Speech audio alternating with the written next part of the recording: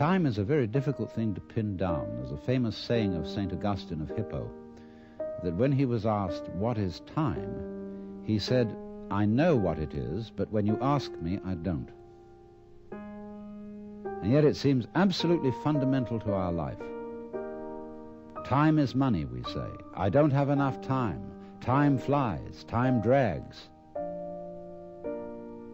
And I think we should go into the question of what this is, because in our ordinary common sense, we think of time as a one-way motion from the past through the present and on into the future. And that carries along with it another impression, which is to say that life moves from the past to the future in such a way that what happens now and what will happen is always the result of what has happened in the past. In other words, we seem to be driven along.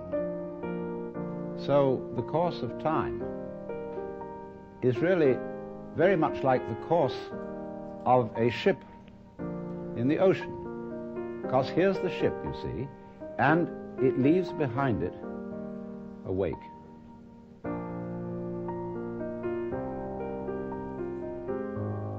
And the wake fades out, and that tells us where the ship has been, in just the same way as the past and our memory of the past tells us what we have done.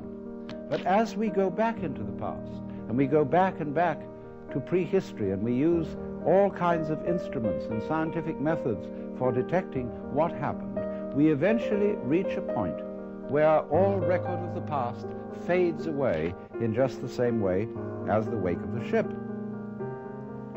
Now, the important thing to remember in this illustration is that the wake doesn't drive the ship any more than the tail wags the dog.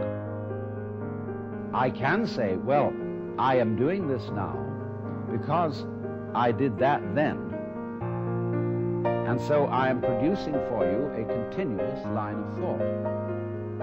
But actually, I'm doing it backwards.